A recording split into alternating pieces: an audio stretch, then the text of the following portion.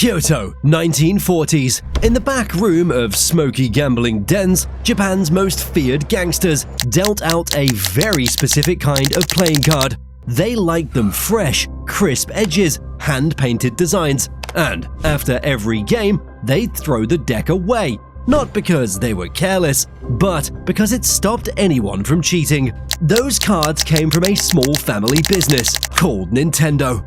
Back then, Nintendo wasn't making video games, they were supplying the Yakuza, Japan's mafia.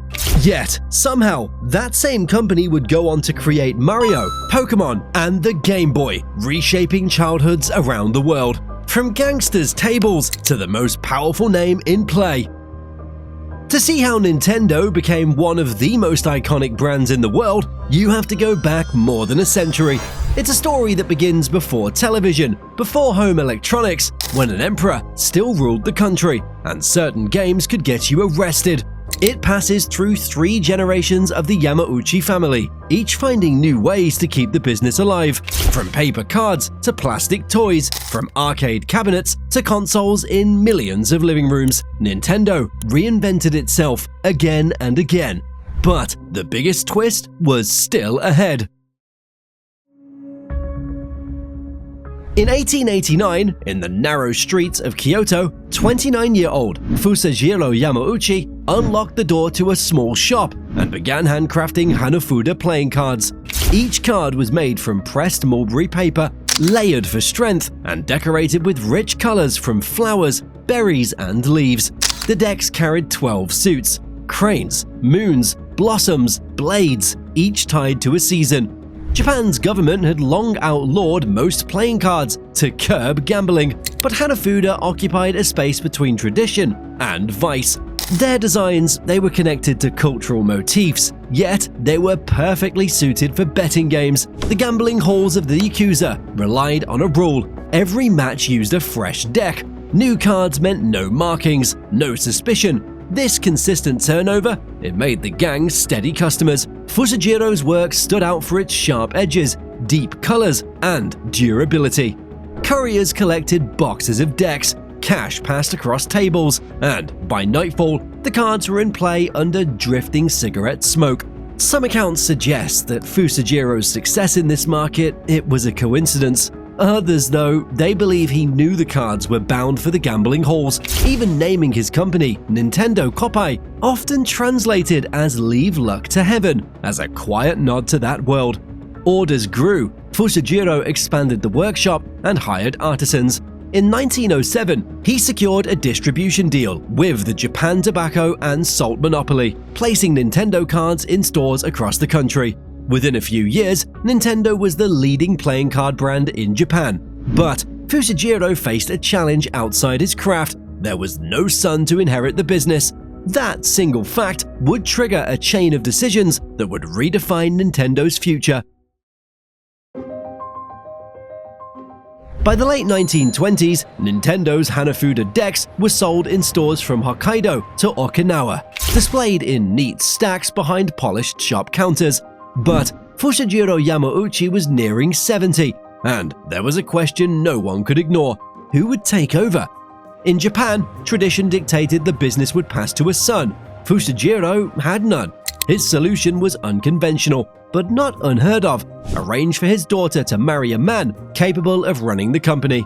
That man was Sekiro Kaneda. When the marriage was complete, Sekiro took the Yamauchi name, and in 1929, the presidency of Nintendo. For the next 2 decades, Sekiro modernized the company. He expanded the factory floor, built new offices, and forged fresh distribution deals. Nintendo's dominance in the playing card market, it seemed secure. But fate had a habit of repeating itself. Sekiro had no sons either. The family expected his son-in-law to take over, until 1932, when that man suddenly walked away, leaving behind his wife and a 5-year-old boy. That boy was Hiroshi Yamauchi. No one imagined that a quiet child would one day run the company. Hiroshi's interests were in law, and he enrolled in university to study it. But in 1949, the call came. his grandfather had suffered a stroke and was near death. Hiroshi was only 21 when he was told he'd have to leave his studies and take over the largest playing card company in Japan. Could a student with no business experience lead a company this size? Hiroshi didn't hesitate. He agreed, but with one condition. Every family member working for Nintendo had to be dismissed. There could be no doubt who was in charge. It was a bold demand, and Sekiro agreed. Weeks later, Hiroshi was president. His grandfather passed soon after, leaving the company in the hands of a leader who was young, untested, but determined to make his mark. The stability Nintendo had enjoyed for decades was about to end, replaced by an era of high risks, strange experiments, and ideas no one saw coming. By the 1950s, Nintendo had survived 2 world wars, a post-war recession, and the slow death of Japan's traditional card market. But what came next would decide whether it stayed a quiet local brand or became something else entirely. Hiroshi Yamauchi had no formal business training, no long resume of experience. What he had was a surname and a determination to protect it. The company he inherited was still making Hanafuda, but the demand was shrinking. Fewer young people were learning the games, and the Yakuza's use of cards in gambling halls kept the business in a grey market shadow. Hiroshi didn't shy away from that association. It kept money flowing, but he understood that a one-product company was a fragile one. He started pushing for expansion. At first, that meant securing the rights to produce Western-style playing cards, a novelty in Japan at the time. Nintendo struck a deal with Disney to feature its characters on the decks. Suddenly, a company whose reputation was tied to gangsters' tables was in Japanese toy shops, selling cards to children. That single pivot tripled sales in a year. It also gave Nintendo something it had never had before: brand recognition outside of gambling circles. Hiroshi saw opportunity in every corner of the entertainment market. The company dabbled in instant rice, taxi services, and even a short-lived love hotel venture. Most of these ideas, they failed quickly, but Hiroshi wasn't discouraged. Every experiment tested Nintendo's limits and revealed which markets it didn't belong in. The cards, though, kept selling, and in that steady business, Hiroshi had the financial breathing room to keep looking for the next big thing. The world of toys, it was changing, and so was Japan. Cheap plastics, brighter colors, and clever engineering was reshaping what parents bought for their children. Hiroshi began hiring young designers and engineers to explore mechanical toys. He didn't know it yet, but one of them was about to push Nintendo into a business that would change everything. In the 1960s, Nintendo still couldn't match the manufacturing muscle of giants like Bandai, but it had something that others didn't: a young inventor named Gunpei Yokoi. Yokoi had joined to maintain the machinery that printed playing cards, but when the presses were silent, he stayed busy, working with scraps from the factory floor. One of those side projects, a simple extendable grabbing arm made from plastic, caught the eye of company president Hiroshi Yamauchi.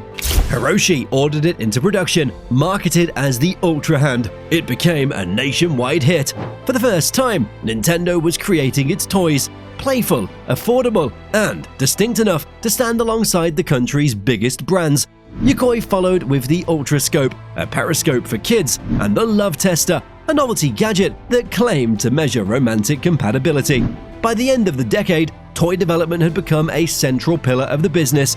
Nintendo expanded into small-scale plastic manufacturing, hired more designers, and began experimenting with early electronics. But there was a problem. Toys were seasonal. Sales boomed during the holidays and crashed for the rest of the year. Hiroshi wanted something more stable, a product people could use year-round. In 1970, Yokoi built something new, a plastic machine that could throw baseballs over and over. No pitcher required.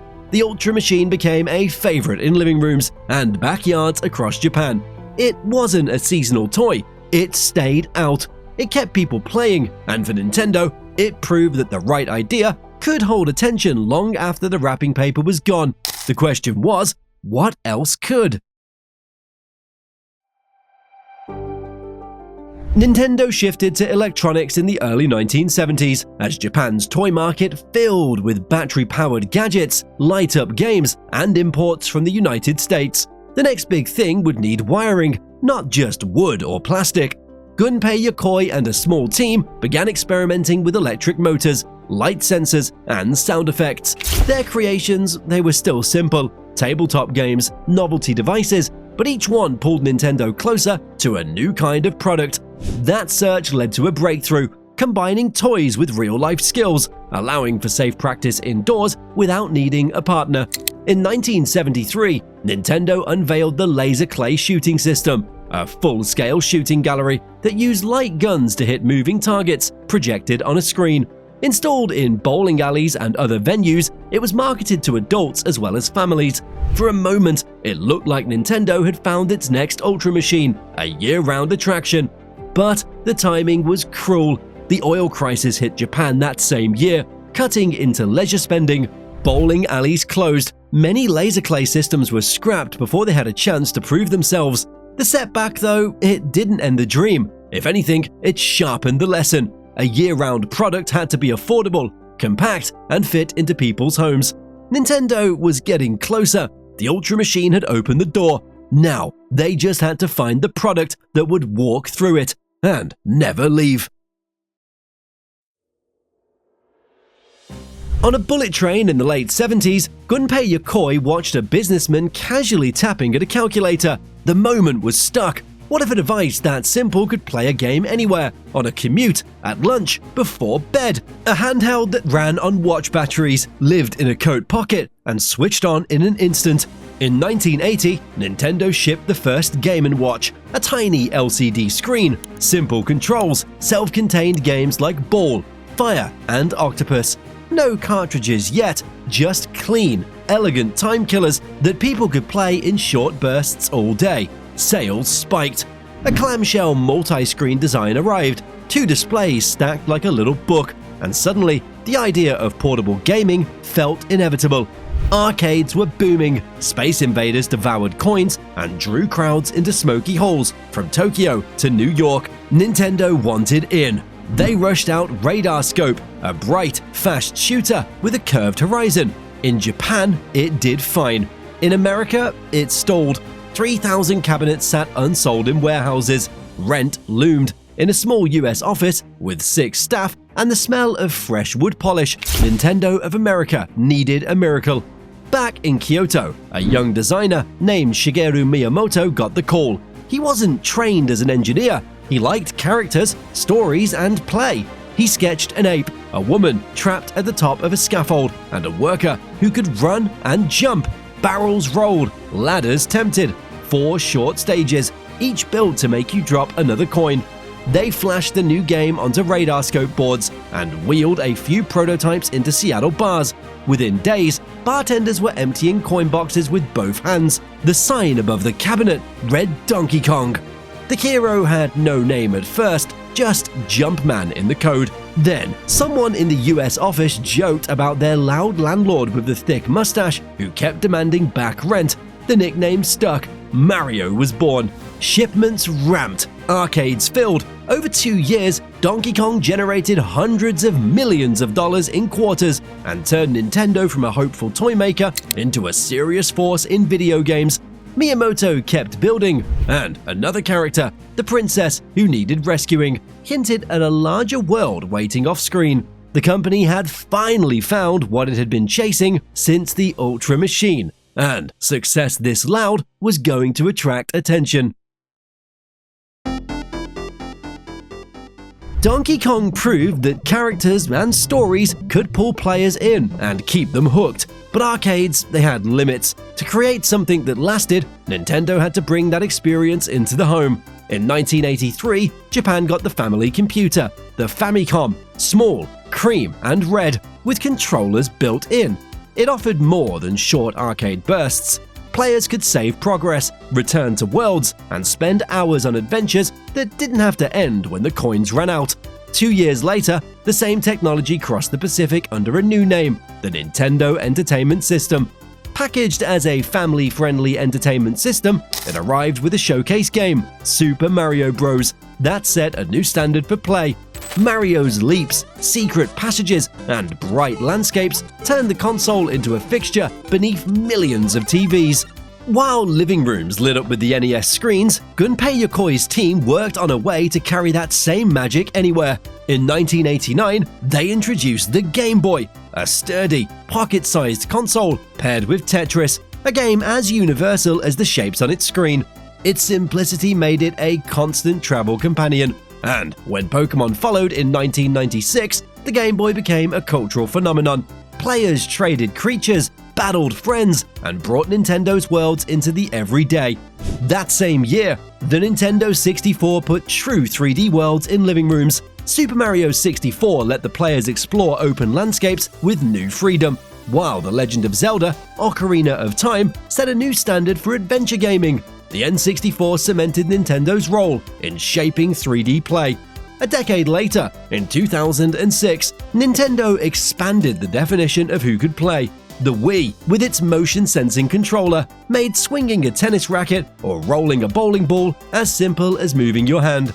Wii Sports became a shared language in living rooms worldwide, drawing players of every age into the fold.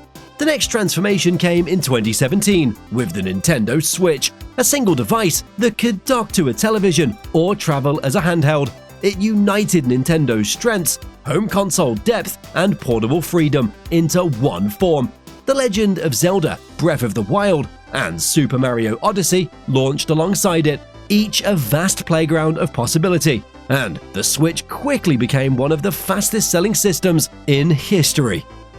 Nintendo is worth over $90 billion, built on worlds and characters that have reached nearly every home on Earth. From Mario's jumps to Pokémon's trades, from Game Boy screens to the Nintendo Switch, the company has shaped how millions spend their free time and connect. Its games have sparked friendships, inspired dreams, and turned quiet rooms into playgrounds. What began in a small Kyoto card shop has become a giant of global entertainment. And through every leap in technology, Nintendo has shown one truth: when you create pure fun, the world will always press start.